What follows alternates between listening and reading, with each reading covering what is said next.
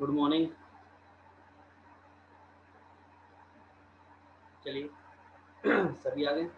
Okay अभी आ रहे one by one आ रहे। ओके कोई नहीं, आ जाएंगे। देखिए, हम अपने ज्योमेट्री की सीरीज में चल रहे थे और कुछ इंपॉर्टेंट प्रॉपर्टीज़ के बारे में और रिजल्ट्स के बारे में डिस्कस कर रहे थे और अभी तक हम मीडियन में पहुंचे थे। ठीक है, मीडियन डिस्कस कर रहे थे और कल की सीरीज में हमने मीडियन के बारे में डिस्कस किया था और डीपली डिस्कस किया था, हर एक प्रूफ को हमने डिस्कस किया था। अब आगे बढ़ते हैं उसी मीडियन से आगे, अब क्या देखते हैं क्या है। ठीक है, तब कौन सी नई प्रॉपर्टी उस सीरीज में आने वाली है। तो हमारा ये लेक्चर क्या है, 9 है। इससे पहले के सारे लेक्चर्स को मैंने अपने यूट्यूब चैनल पे अपलोड।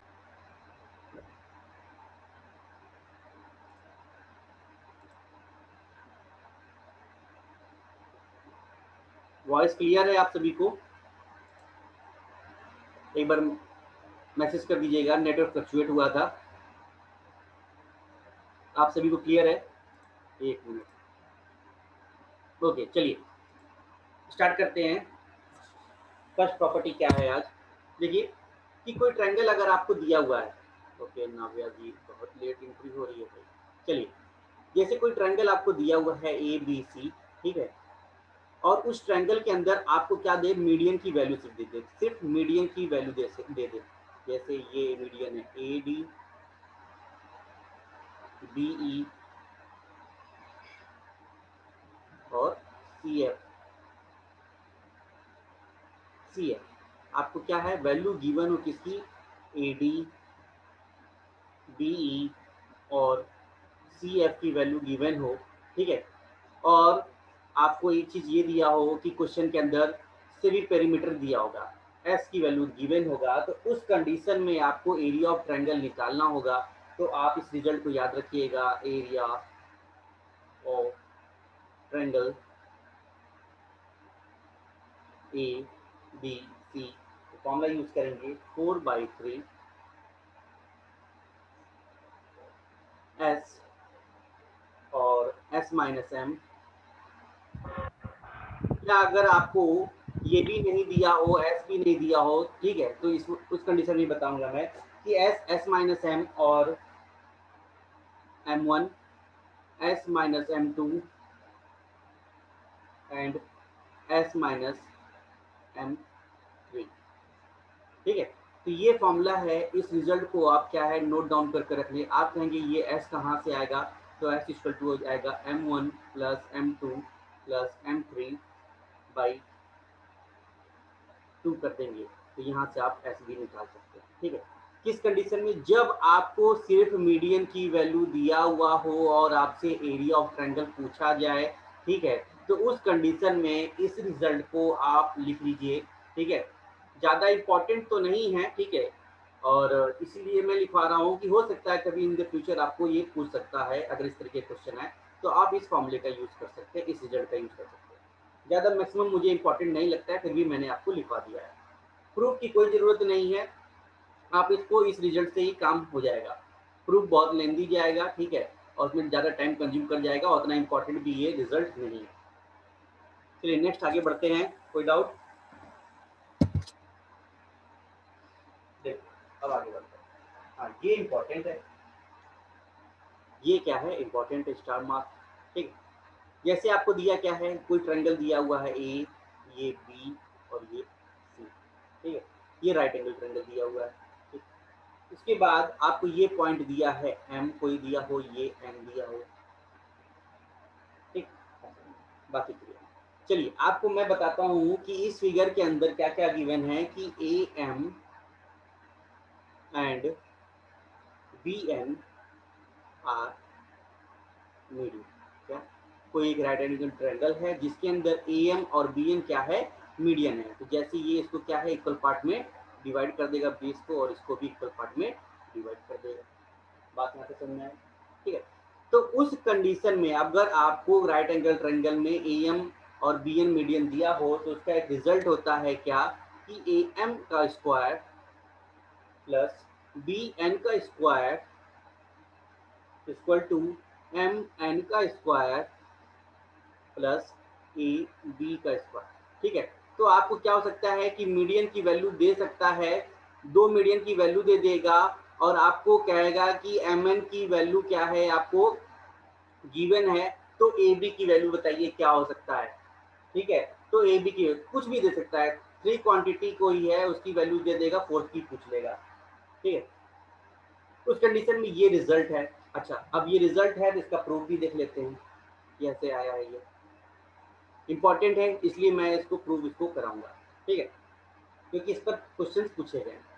देखिए, मैं ट्रायंगल बात करूं कि ए, एक मिनट, एक मिनट जाइए, ए यहाँ पर सी रखिए, वैल्यू थोड़ा सी नहीं जा रही, ए सी और बी। हाँ अब ठीक है, ए एम का स्क्वायर, बी एन का स्क्वायर और इक्वल टू एम एन का स्क्वायर प्लस ए बी का स्क्वायर। हाँ ठीक, अब ठीक है, अब रिजल्ट ठीक हुआ।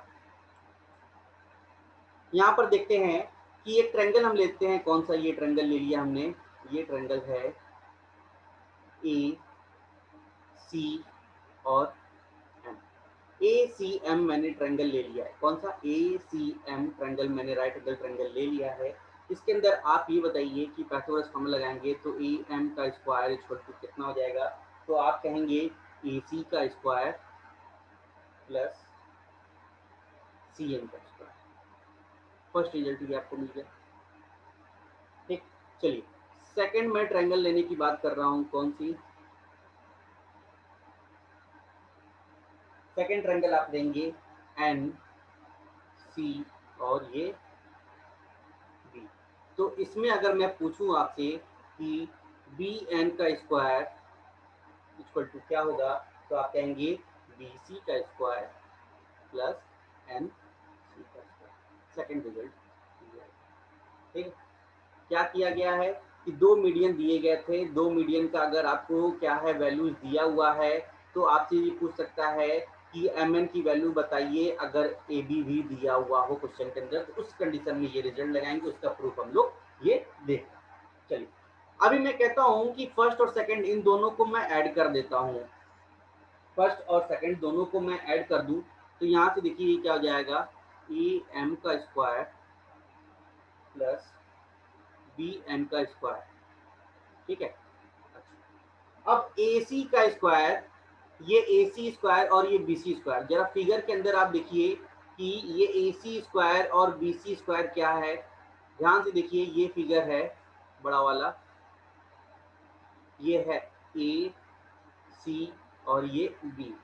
तो मैं अगर A C square plus B C square लिखूंगा तो आप इसकी जगह पर क्या लिख सकते हैं, इसकी जगह पर A C square plus B C square को अगर मैं लिखूंगा तो पाइथागोरस से A C square perpendicular square base का स्क्वायर इक्वल टू कितना हो जाएगा, हाइपोटेन्यूज का स्क्वायर। तो आप इसको क्या लिख सकते हैं, ए बी का स्क्वायर लिख सकते हैं, कोई डाउट।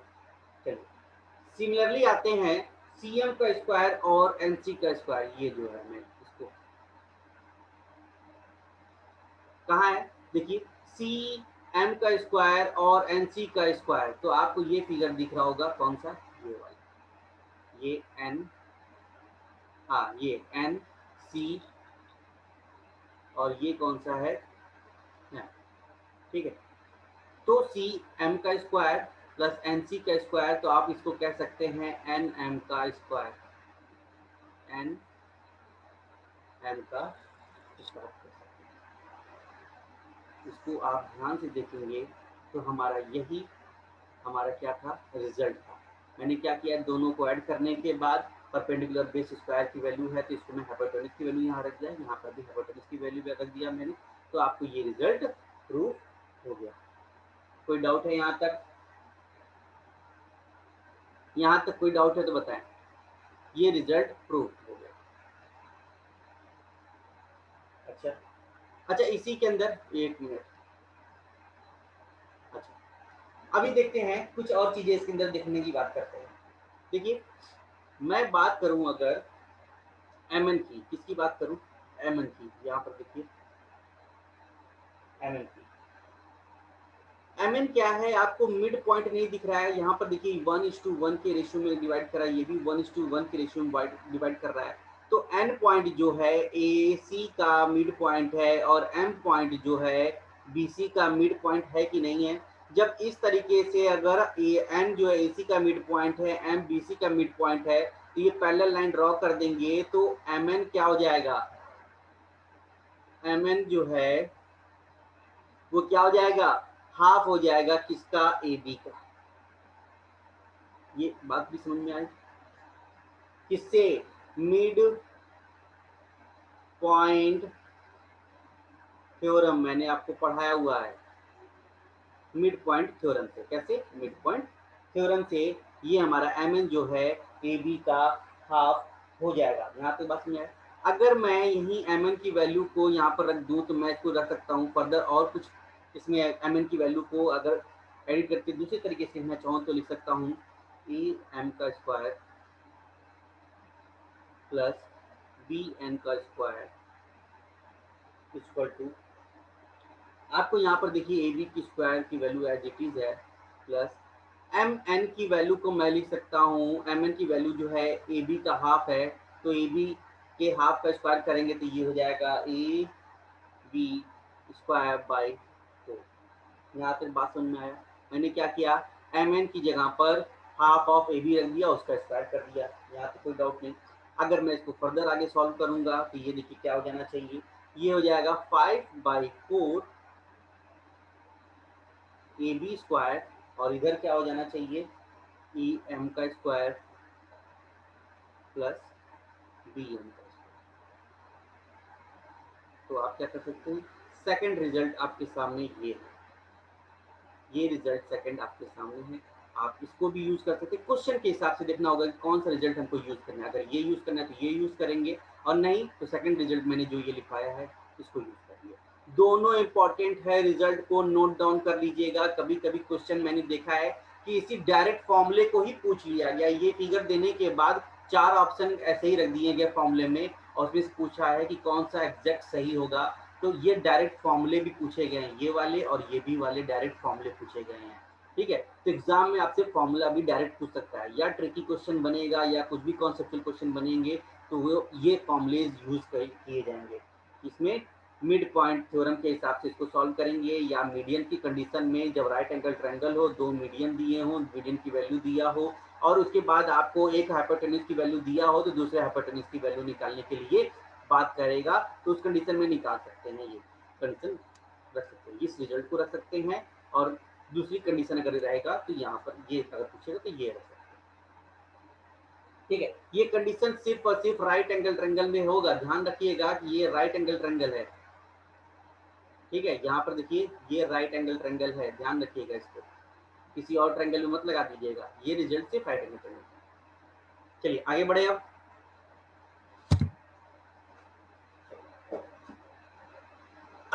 अब आगे बढ़ते हैं। अभी तक हमने मीडियन पढ़ा, मीडियन के अंदर पढ़ लिया है, इन सेंटर पढ़ लिया है, सब कुछ पढ़ लिया है। ठीक है, अब आते हैं ऑर्थो सेंटर की तरफ आते हैं। ऑर्थो सेंटर आपने सुना होगा, जिसको आप लोग कहते हैं लंब केंद्र। क्या कहते हैं, लंब केंद्र हिंदी में कहते हैं। ठीक, अब क्या कहते हैं, लंब केंद्र है तो मैं कहता हूं कि यहां से ध्यान से देखिए कि ये ए है, ये बी है और ये सी है। लंब मतलब क्या है, एक सीधी लाइन। ठीक है, सीधी लाइन। मैंने वर्टेक्स से ध्यान से सुनिएगा इस चीज को, ऑर्थो सेंटर के कॉन्सेप्ट को, कि वर्टेक्स ए से मैंने क्या है, एक परपेंडिकुलर ड्रॉन कर दिया है किसके ऊपर, साइड बीसी पर, ये हो गया ए बी। सिमिलरली बी से भी मैंने कोई एक परपेंडिकुलर ड्रॉन कर दिया है साइड ए सी, और मैंने क्या किया है, वर्टेक्स सी से भी एक लाइन ड्रॉ कर दिया है, परपेंडिकुलर लाइन, कोई लाइन नहीं, परपेंडिकुलर लाइन। वहां पर क्या रहता था कि जो लाइन ड्रॉ करते थे बेस को इक्वल पार्ट में डिवाइड करता था, यहाँ पर वो चीज नहीं है। ये क्या है, एल्टीट्यूड की बात कर रहा है, वो भी राइट एंड परपेंडिकुलर। ठीक है, परपेंडिकुलर ड्रॉ करेंगे किसी भी वर्टेक्स से ट्रायंगल के दूसरी भुजा पर, तो वो जो इंटरसेक्शन पॉइंट होगा, ये वाला पॉइंट जो इंटरसेक्ट, जहां पर सभी तीनों भुजाएं, तीनों जो परपेंडिकुलर इंटरसेक्ट करेंगे, उसी को कहते हैं हम ऑर्थो सेंटर, जिसको हम ओ से डिनोट करते हैं, इसको कहते हैं ऑर्थो सेंटर। बात समझ में आया? फिर से बता रहा हूं कि वर्टेक्स से भुजा के ऊपर, अपोजिट भुजा के ऊपर जो भी साइड के ऊपर जो भी मैं एक लाइन ड्रॉ करूंगा वो परपेंडिकुलर होना चाहिए। अगर तीन ट्रायंगल के अंदर तीन वर्टेक्स से अगर मैंने लाइन ड्रॉ किया तो जहां पर उनका इंटरसेक्शन पॉइंट होगा उसी पॉइंट को क्या कहेंगे हम, ऑर्थो सेंटर। ऑर्थो सेंटर लिख लीजिए। परपेंडिकुलर डिफिनेशन लिख लीजिए इसका, perpendicular drawn from vertices of triangle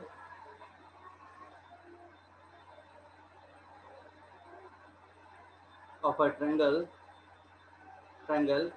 and its intersection point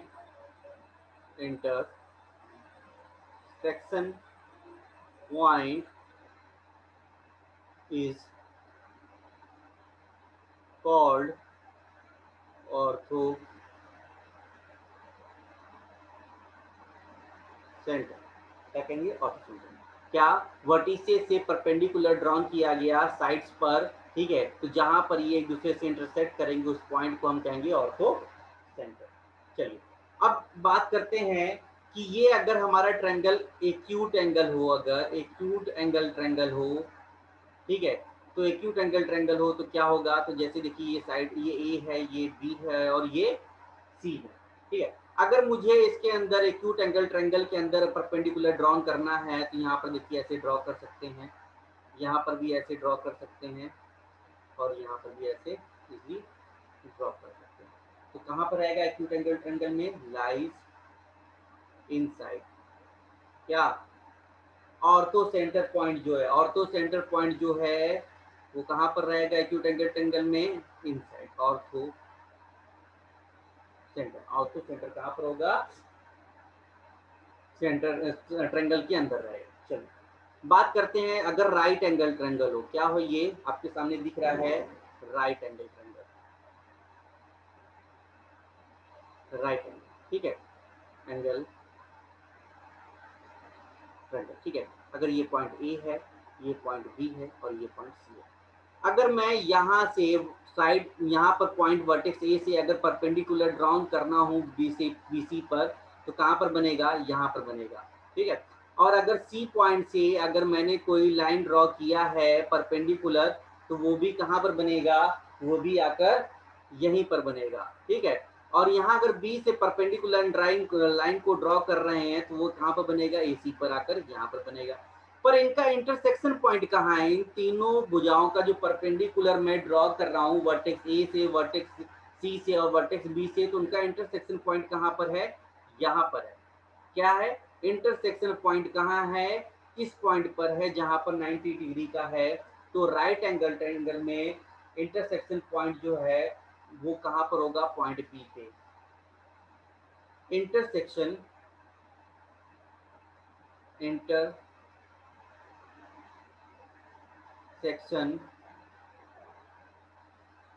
point is at B, किसमें, राइट एंगल ट्रायंगल में। ध्यान से देखिएगा, मैं बता रहा हूं कि और मीडियन और इसमें कंफ्यूज मत कीजिएगा, वहां पर भी सेम रहता था पर उसका इंटरसेक्शन पॉइंट जो होता था यहाँ पर होता था, ठीक है। पर यहाँ पर कंडीशन नहीं है, यहाँ पर जो इनका परपेंडिकुलर जो ड्रॉ करेंगे, देखिए ए पॉइंट से परपेंडिकुलर यहाँ पर होगा, सी पॉइंट से भी परपेंडिकुलर ड्रॉ करेंगे तो यहीं पर होगा, और बी से अगर परपेंडिकुलर ड्रॉ करेंगे तो यहाँ पर बनेगा, पर इनका इंटरसेक्शन यहाँ पर होगा। तो ऑर्थो सेंटर की कंडीशन में राइट एंगल ट्रायंगल में इंटरसेक्शन पॉइंट कहां पर होता है, हमारा पॉइंट बी पर। अब आगे बढ़ते हैं, अगर आपके पास कोई ऑब्ट्यूज एंगल ट्रायंगल हो तो कहां पर बनेगा, ठीक है। मैं रख लेता हूं ट्रायंगल जैसे ए, ये है बी और ये है सी। अगर मुझे वर्टेक्स ए से अगर परपेंडिकुलर ड्रॉ करना है बीसी पर, तो ऐसे तो यहाँ से ड्रॉ कर नहीं सकते, बीसी पर ऐसे ड्रॉ तो होगा नहीं, तो कैसे ड्रॉ किया जा सकता है, तो क्या करेंगे, बीसी को और आगे बढ़ाएंगे, क्या करेंगे, बीसी को और आगे बढ़ाएंगे, तो यहाँ से अब यहाँ से परपेंडिकुलर ड्रॉ किया जा सकता है। तो बीसी पर परपेंडिकुलर ड्रॉ करने के लिए, अरे हाँ, ये वर्टेक्स ए से BC पर परपेंडिकुलर ड्रॉ करने के लिए C से B को आगे बढ़ाना पड़ेगा, तभी परपेंडिकुलर ड्रॉ होगा। ठीक है, यहाँ तक बात समझ में आया? ठीक, चलिए अगर मैं कहूँ पॉइंट सी से सिमिलरली मुझे ए बी पर परपेंडिकुलर ड्रॉ करना है, तो आप कैसे ड्रॉ करेंगे? तो कहेंगे ऐसे तो ड्रॉ हो नहीं सकता, तो मतलब क्या है, ए बी को आप इंक्रीज कीजिए। क्या कीजिए? ए बी को आप क्या करिए? इंक्रीज कीजिए। तो लीजिए ए बी को इंक्रीज कर दिया गया। अब अगर मैं ए बी को इंक्रीज कर देता हूँ, तो यहाँ वर्टेक्स सी से इसका क्या है, परपेंडिकुलर ड्रॉ किया जा सकता है। देखिए अब परपेंडिकुलर क्या है, ए बी पर ड्रॉ किया जा सकता है। बात समझ में आया? अब मैं कहूँ कि पॉइंट बी से एक मिनट रुकिए। हाँ, देखिए पॉइंट बी, ये क्या है हमारा, पॉइंट बी था। अगर पॉइंट बी से मुझे परपेंडिकुलर ड्रॉ करना है सी ए सी पर, तो आप कहेंगे यहाँ से सर इजीली इसको परपेंडिकुलर तो ड्रॉ किया जा सकता है यहाँ पर। ठीक है, तो पॉइंट बी से ए सी पर परपेंडिकुलर ड्रॉ किया जा सकता है। पर मैं कहूं कि इनका इंटरसेक्शन पॉइंट कहां पर है, तो आप कहेंगे इंटरसेक्शन पॉइंट के लिए इसको आगे थोड़ा बढ़ाइए सर। ठीक है, ये लीजिए इंटरसेक्शन पॉइंट के लिए मैंने क्या किया है, इसको बढ़ा दिया आगे। सिमिलरली इस लाइन को भी बढ़ा दिया है आगे, और इस लाइन को भी बढ़ा दिया गया है, तब जाकर आपको इंटरसेक्शन पॉइंट मिलेगा। तो आपको ऑब्ट्यूज एंगल के अंदर आपको इंटरसेक्शन पॉइंट कहाँ मिला है? यहाँ मिला है, जस्ट आउटसाइड, आउटसाइड मिला है। Lies ortho centre,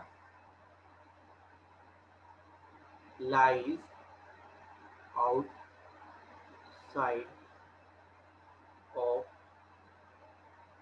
centre. ठीक है, तो ये क्या है हमारा, ऑर्थो सेंटर पॉइंट है, ये है ऑर्थो सेंटर। तो वर्टेक्स से अगर परपेंडिकुलर ड्रॉन किया गया ऑप्टिक एंगल ट्रायंगल के अंदर, तो कहाँ लाई करेगा? बाहर लाई करेगा ऑप्टिक एंगल ट्रायंगल में। तो ये acute angle, right angle triangle और ऑप्टिक एंगल ट्रायंगल की कहानी थी कि ऑर्थो सेंटर कहाँ कहाँ पर लाई करेगा। समझ में आया? कोई डाउट तो नहीं है? बहुत ही इंपॉर्टेंट कॉन्सेप्ट है, इस चीज को ध्यान रखिएगा। क्वेश्चन के अंदर डायरेक्ट पूछ लेता है कि अगर ऑब्ट्यूज एंगल ट्रायंगल हो तो इसका ऑर्थो सेंटर कहाँ पर लाई करेगा, ये बताइए। या राइट एंगल ट्रायंगल है तो उसका ऑर्थो सेंटर कहाँ पर लाई करेगा, ये बताइए। और या तो फिर एक्यूट एंगल ट्रायंगल है तो उसके अंदर उसका ऑर्थो सेंटर कहाँ पर लाई करेगा, ये बताना। ठीक है, तो ये सारी चीजें आपको क्या है, तीनों ट्रायंगल की पूछ सकते हैं डायरेक्ट क्वेश्चन के ऊपर। बात समझ में आया? आगे बढ़ते हैं, नोट डाउन कर लीजिएगा, आगे देखते हैं क्या कॉन्सेप्ट है। देखिए एक कॉन्सेप्ट को यहाँ पर भी देखते हैं कि लिखा क्या है, मैंने लिखा हुआ है यहाँ पर ध्यान से, sum of all three sides of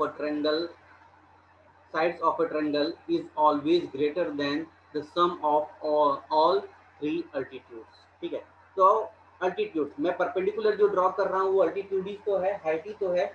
ortho centre में ही देखेंगे क्या चीज है, ए, ये बी और ये सी। ठीक, अगर मैंने ए से परपेंडिकुलर ड्रॉ कर दिया किसी ट्रायंगल के अंदर, तो आप कहेंगे ये परपेंडिकुलर ड्रॉ हो गया। बी से परपेंडिकुलर वर्टेक्स बी से ड्रॉ किया तो ऑर्थो सेंटर के अंदर इसे यहाँ पर ड्रॉ होगा, यहाँ पर ड्रॉ हो गया। ठीक है, तो ये हो गया ए डी बी ई। और यहाँ से अगर मैंने परपेंडिकुलर ड्रॉ कर दिया तो आकर कहाँ मिलेगा, यहाँ पर सी। बात नहीं आया? अच्छा, अब इस कंडीशन को कैसे सेटिस्फाई किया जाए कि sum of all the three sides of a triangle is always greater than the sum of all the three attitudes. मतलब क्या कह रहा है कि किसी भी ट्रायंगल की सभी भुजाओं का योग जो है वो क्या है, उनकी क्या है ऊंचाई, सब उनके जितनी भी एटीट्यूड दिए उनके सम से क्या होता है, ज्यादा होता है। कैसे? देखिए देखते हैं ट्रायंगल ए बी डी में, ए बी और डी में, कौन से ट्रायंगल, ए बी डी में देखते हैं। तो आप कहेंगे ए बी डी में मैंने देखा, तो आप ध्यान से देखिए ए बी डी की बात हो रही है इस वाले की। ठीक है, जिसको मैं हाईलाइट कर रहा हूँ, इस वाले ट्रायंगल में देखिए कि ए बी जो है वो क्या होगा, ग्रेटर होगा एडी से कि नहीं ग्रेटर होगा, क्योंकि हाइपोटेन्यूज है।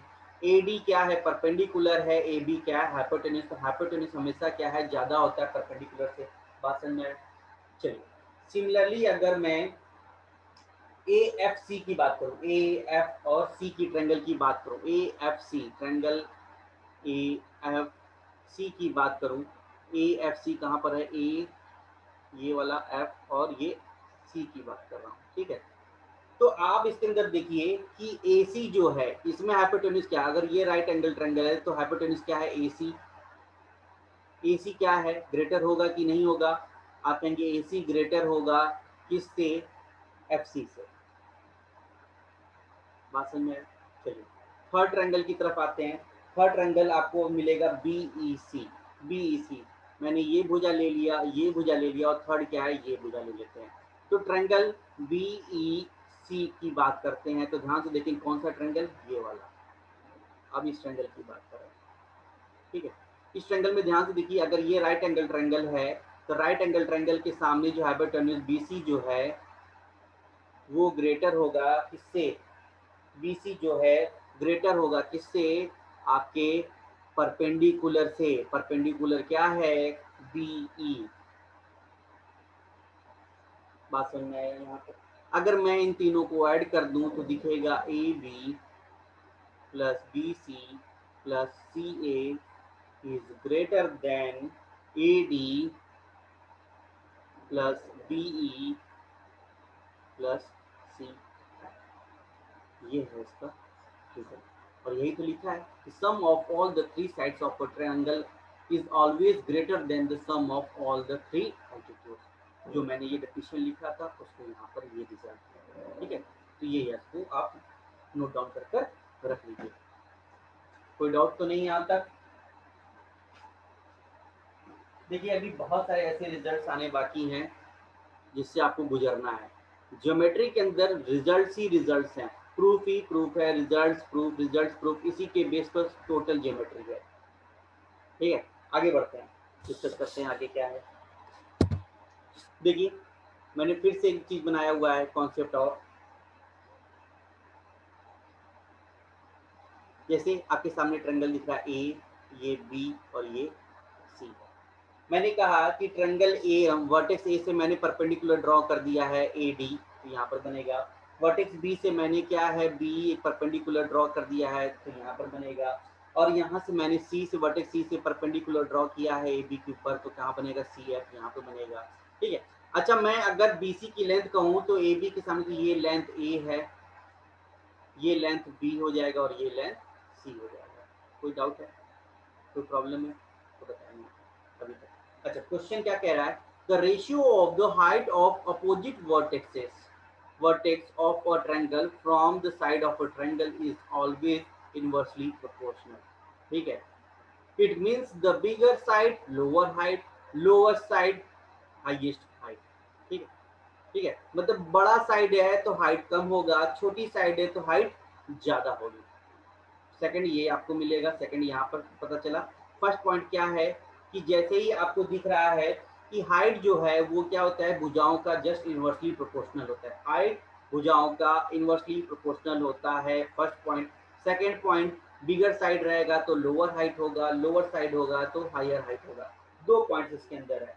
देखिए उस सभी को प्रूव करते हैं। क्या चीज हमारे सामने है कि देखिए ट्रायंगल ए बी सी, मैं ट्रायंगल ए बी सी के एरिया की बात करूंगा तो आप कहेंगे ट्रायंगल ए बी सी का एरिया निकालने के लिए आप यूज करेंगे हाफ बेस। अगर मैं कहूँ ए है और हाइट को मैं कह दूं, ये ए डी को मैंने क्या लिया है, यहाँ पर रख लीजिए, ए डी को क्या मान लिया मैंने, H1।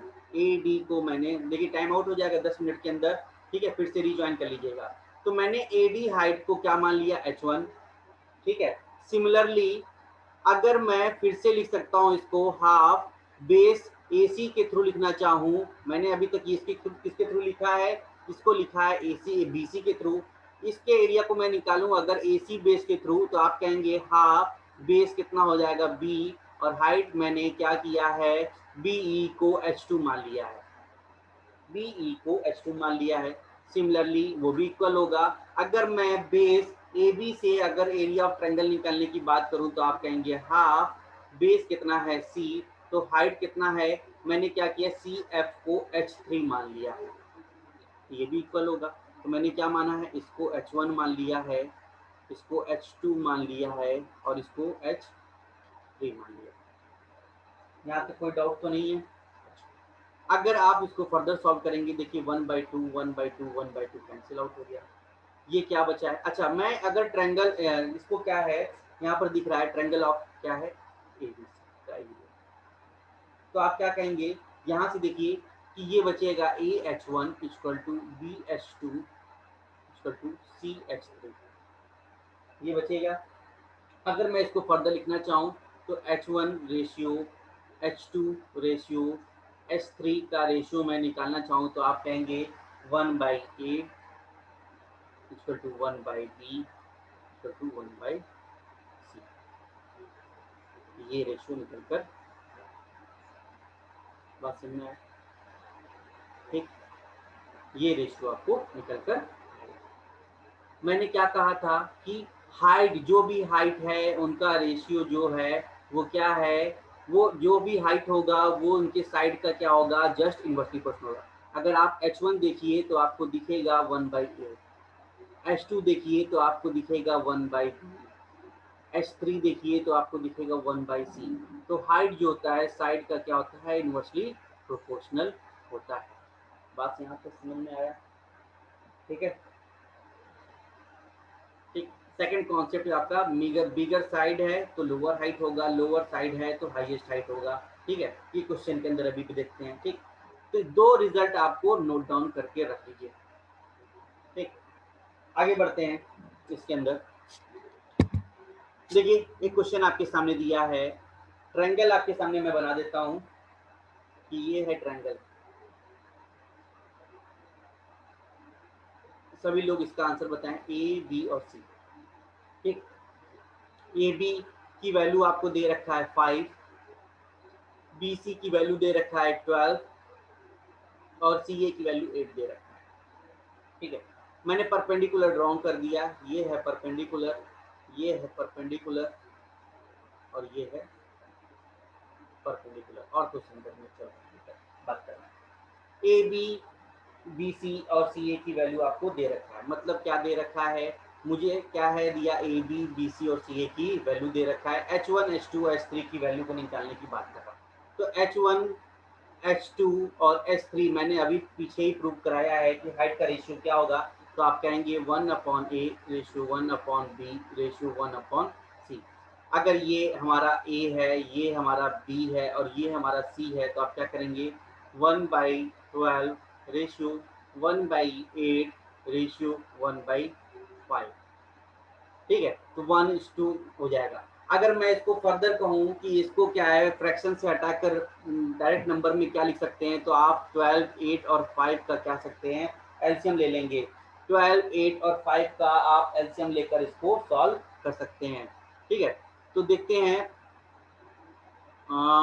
120 हो जाएगा, यहाँ पर क्या हो जाएगा, इसका 120 हो जाता है। अगर मैं ले लेता हूँ ये 120, ये भी 120 और ये भी 120 से मल्टीप्लाई कर देंगे तो ये हो जाएगा 10, ये हो जाएगा 15 और ये हो जाएगा 24, ठीक। तो आप ध्यान से देखिए कि सबसे छोटी भुजा आपको कौन सी दिख रही है, सी वाली। सी वाली भुजा जो है सबसे छोटी दिख रही है, पर उसका हाइट क्या है, सबसे ज्यादा। मैंने बोला था कि बड़ी भुजा छोटा हाइट, छोटी भुजा बड़ी हाइट। तो आपको सबसे बड़ी भुजा कौन सी दिख रही थी इसके अंदर, 12 सेंटीमीटर की दिख रही थी, तो उसका हाइट देखिए कितना है, 10 सेंटीमीटर।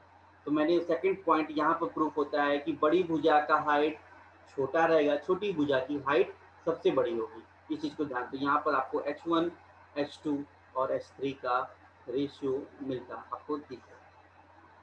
कोई डाउट है?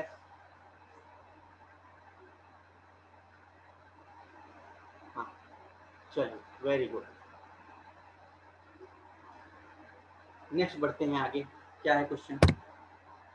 चलिए नेक्स्ट क्वेश्चन आपके सामने है, इसको ध्यान से देखिए कि ratio of 3 sides of a triangle दिया हुआ है, 5, 6, 7 दिया है, इन रेडियस की वैल्यू दिया है। Then find the longest altitude of the triangle. Most important question है, बहुत इंपॉर्टेंट क्वेश्चन है, एग्जाम में बहुत पूछता है, ठीक है।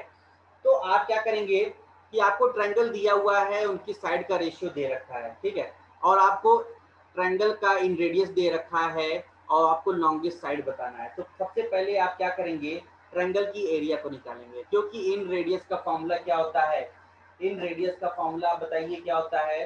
तो इन रेडियस का फॉर्मूला होता है डेल्टा बाई एस। डेल्टा क्या है, एरिया है ट्रायंगल का, और एस क्या है, सेमी पेरीमीटर है, सेमी पेरीमीटर। तो आपको सबसे पहले क्या करना है, एस निकाल लीजिए। एस निकालने के लिए क्या कर सकते हैं, तो आप कहेंगे सभी भुजाओं को ऐड कर कर मैं क्या करता हूँ, डिवाइड कर देता हूँ। तो यहाँ से देखिए 6 5 11 11 1 18, तो एस इक्वल टू हो जाएगा 18x/2, तो आ जाएगा 9x। आपको क्या मिल गया, सेमी पेरीमीटर मिल गया। ये एस की वैल्यू आपको मिल गया। बात समझ में आया, 9x मिल गया। ओके, आगे बढ़ते हैं। आपको मैंने बताया है कि आपको यहाँ से डेल्टा निकालना है, एरिया निकालना है, तो यहाँ से इससे डेल्टा निकालना है। तो आप क्या कह सकते हैं, delta equal to R into S. R की वैल्यू आपको कितना दिया हुआ है, आर की वैल्यू क्वेश्चन के अंदर आपको 3 दिया हुआ है। एस कितना है, तो एस आप कहेंगे कि एस कितना है भाई, तो आपको एस मिला हुआ है 9x। तो ये डेल्टा एक्स की वैल्यू हो जाएगी। ये कितना हो जाएगा, ये डेल्टा एक्स की वैल्यू कितनी हो गई, मतलब एरिया ऑफ ट्रायंगल कितना हो गया, 27x हो गया। आपने क्या निकाल लिया, 27x आपने इसकी वैल्यू निकाल लिया। ये 27x जो है, अगर ट्रायंगल आपको दिया हुआ है, अगर ये ट्रायंगल दिया हुआ है ए बी सी, ठीक है, तो आपको लॉन्गेस्ट एल्टीट्यूड चाहिए। लॉन्गेस्ट एल्टीट्यूड का मतलब क्वेश्चन के अंदर क्या होना चाहिए, लॉन्गेस्ट हाइट पूछ रहा है, लॉन्गेस्ट हाइट पूछ रहा है। इसका मतलब शॉर्टेस्ट साइड पर हमारा बेस रहेगा, शॉर्टेस्ट साइड हमारा लेंगे।